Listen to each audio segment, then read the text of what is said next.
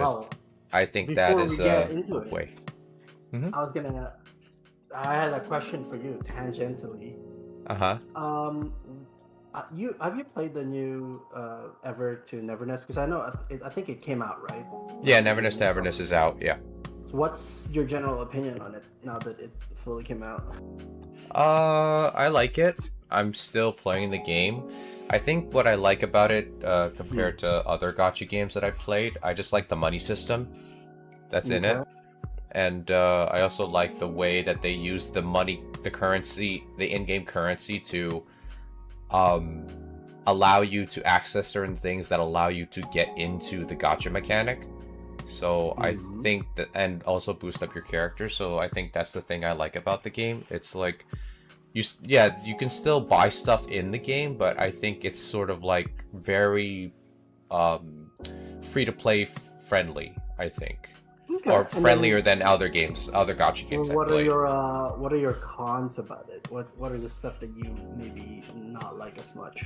The only cons I think I would take away from it is it's basically like developer issues, like I mean, like basically like, like characters glitching in and out in certain areas, certain Uh, things and all that stuff. I think that's just mainly like small things, but it doesn't take away from my enjoyment of the game, because John okay. has also played Neverness, so he can probably Hmm. give his opinion on it. Yeah. What do you think, John? I don't know if you could say I still play, but I'm somebody that's when it comes to gachas, they hold my attention only for so long because well, one, I'm unfortunately somebody that is like addicted to gaming, so it's like when Hmm. there's something new and shiny and it's affordable or it's like on the Game Pass or something or some type of subscription that allows me to play it, I just hop on it. So it's very easy for me to get my like games piled up. Plus, like, I'll find myself going back once in a while. Like, I just played Kane and Lynch 2 again last week. So it's like all of those, like playing old and new games and then the gachas Hmm. is like, it's really hard to balance it all out. So I usually drop gachas first because, one, Hmm. I don't usually spend money on gachas, so like Hmm. it's easy for me to drop them. Hmm. And then two, like, gachas usually have this pattern, which is like, when it's new, it's like really good. But like as time goes on, it becomes like a pattern. Whether or not it's predictable is not the problem. It's the fact that like I was talking to Kevin how in Genshin, like they have individual character stories, which is like great for fans. Hmm. But it's Hmm. like if you're a completionist or you're trying to like piece things together, like those stories could take 3 to 6 hours. Hmm. And like whenever there's a new character, that's another 3 or 6 hours you have to play on Hmm. top of the Wow. story, on top of like the collections, on top of the chests, on top of the maps. So it's like Yeah, it's Yeah. exploration. great. Yeah, it's like it's great for like thousands of hours, or if it's like the one game you're playing, or if like you're a grind head, like you love playing games like that. But even me who likes to play really long games and I could put in some hours, it Yeah. becomes too much for me. I can't. I have a struggle to balance it. But Hmm. that's like my overall opinion Yeah. with me and gacha games. NTE is great. I loved it when I was trying it for the first time. I actually thought it was gonna be the gacha game that I would stay in for a while. And same with Peter. Like, I do the combat is okay. The combat's not bad, but it's like WoA or like Hmm. the combat's very similar to a lot of like whatever the popular gacha action games are right now. Yeah. But the currency system is great, where the game allows you fluidity on how to approach certain things. So it's like you don't have to just grind combat to get stuff. Yeah. You could like, and it sort of low key teaches you how to have like an entrepreneur like mindset where Mm. like it's in an extremely like like a Simplified very way. like simplified way. Yeah. Like you could start buying your own cafe shops, and then there is a leveling system tied to it, so it's not like you could just jump to the next cafe, but it's like once you reach certain levels and you have the currency for it, you could buy new cafes, so you have Yeah. like passive income coming in. And then like there's other games like heists and stuff that you can unlock later on, which allow you to get even more funds, but those also have caps. So it's like Hmm. the way they did the way they did like the environment or like money, currency, and gains in that game, I think is like great. Yeah. It's really good. A lot of people compare it to have said like it's like an anime GTA, but if you know, it's like if you compare them to, there's very little, honestly, like comparisons. But if you say that to a casual, I think it's like pretty accurate. Like somebody that casually plays it, yeah. Yeah. Okay, interesting. And the every playable character, at least from launch and like the next patch, their alties are like not clones. It's like everyone's style is very like organic, like it's very their own style, like very original. There's like one character where her thing is time stop, and you could use it like outside of combat, and you'll actually see if you have like all of your settings on, like on higher max or whatever, you could actually see like if it's raining, the raindrops stop, and if you like move through them, yeah, it's pretty Hotori. cool. Yeah, that's the character Hotori. Yeah.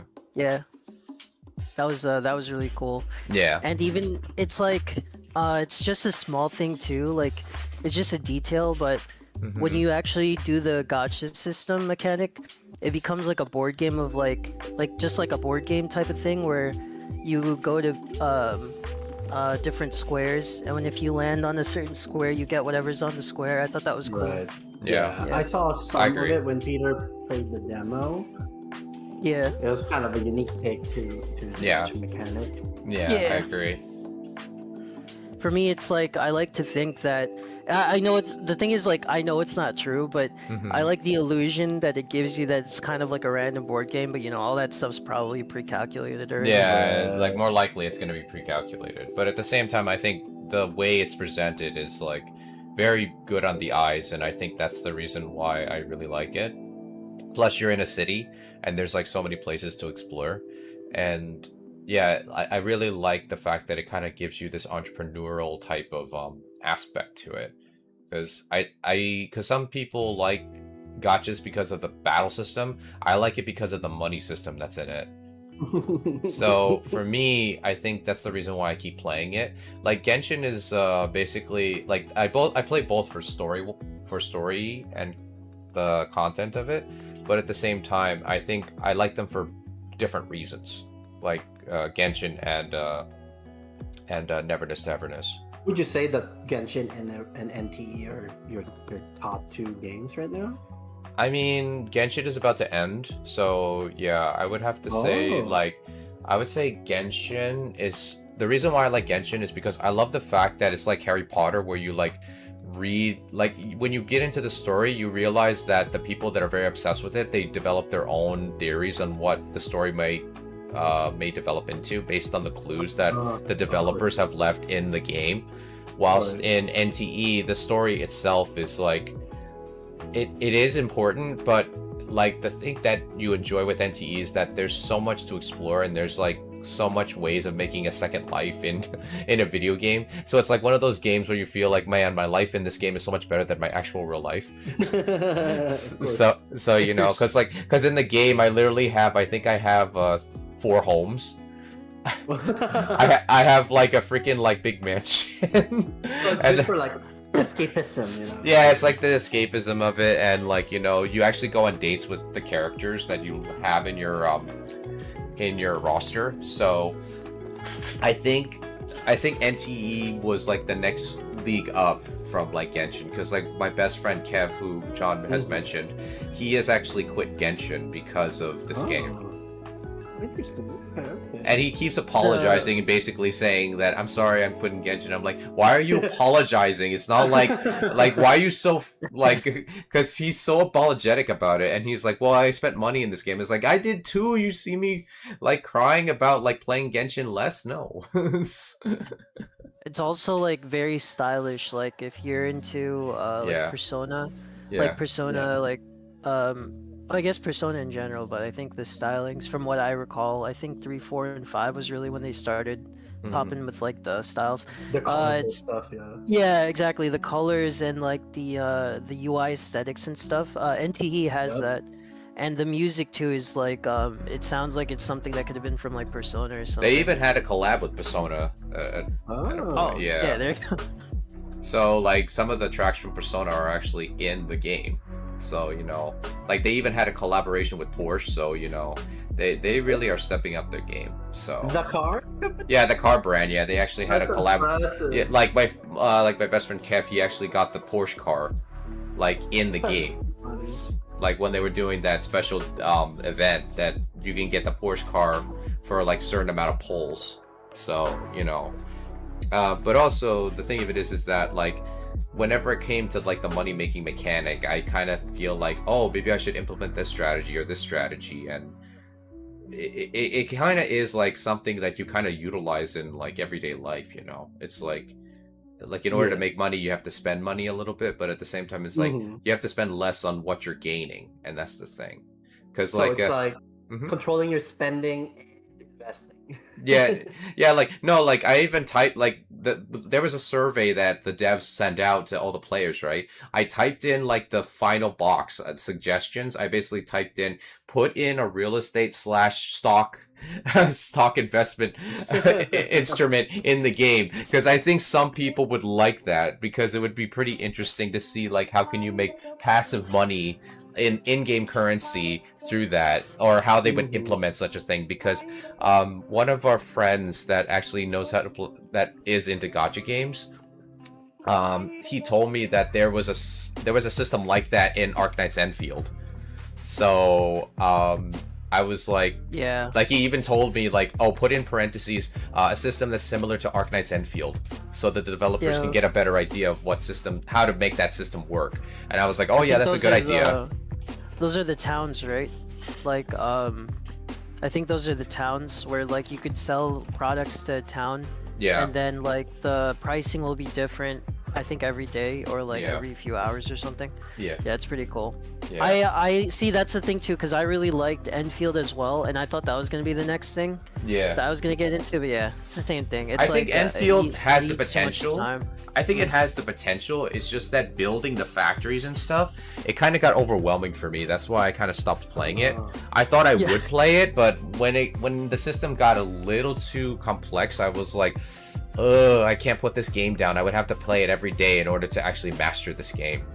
So, ironically, like that's like one of the things I loved about it. But then it's just like I love that part, but then I'll find myself spending I won't even talk about the hours. Like I'll spend 30 minutes trying to create like the blueprints in my head of where I'm putting stuff, and I'm like, oh my god, why am I spending like so much time when I should just put it down and then like move that way. Like everyone has their own approach to it.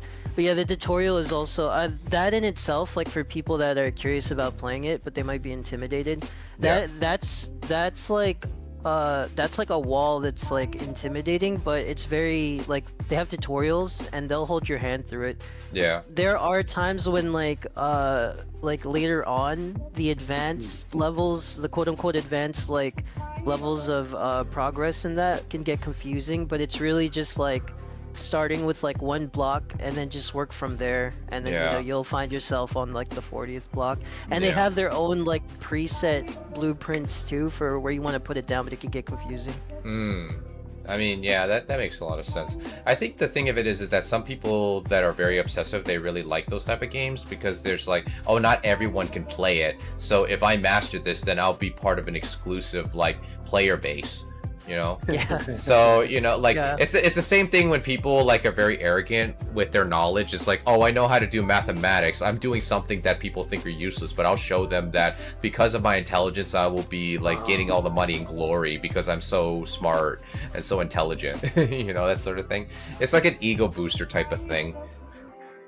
Yeah, there is bragging rights in relation to it too. Yeah. But yeah, there's definitely like and it probably comes out later, like when you get far enough. But what I didn't like is so you could like make advanced products, but those advanced products started, the ingredients are related to like beginning products. Yeah. So it's like if you're creating like a machine combination to farm like this beginning ingredient, if you want the advanced one, they have literal like other machines where you have to put the original ingredient into the advanced machine so that like it could travel into another advanced machine to make. Like instead of just having a new machine that has the new product, you have to like start from the basic, which makes like that's like the confusing part, but it also eats so much space. And the game will only give you so much space in the beginning of like a town.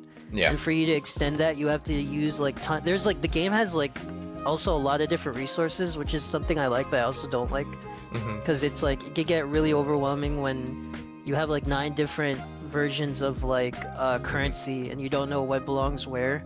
Right. And yeah, that's when it could get crazy. I like the lore aspect of it, but it's also like, it's there's parts where they'll say like one currency is only used for this, but then this currency could use for 2 of these. And it's just like, okay, it's like you're making it too complicated. Yeah, it's coming too. They could have been simplified, but they, you know, I think for like the immersion, they wanted it like complicated. Yeah, you're trying to make it sound like it's like the Japanese carry trade of like currency and all that stuff. It's like, yo, I don't need this many steps, I don't need this many, but at the same time it's like, how do you make it so simple that like everybody can understand it, but make it so intricate that people will be like, okay, this is not too boring. Like it's not like, oh, like copy and paste and like there you go, that type of thing. Yeah. Like there's like portal storage too, but for you to get there, like that should be something you have earlier, I think, in the steps instead of like way later down the road. Yeah. Like I think if they had that earlier on, I think more people would have stayed around. Yeah. Because it would have, you know, made their building easier. But it's like they unlock it for you when you're already like. When you're already like thinking so far ahead, and they're like, "Oh, here's like something that'll make it easier." It's like, why didn't you give this to me like 500 hours?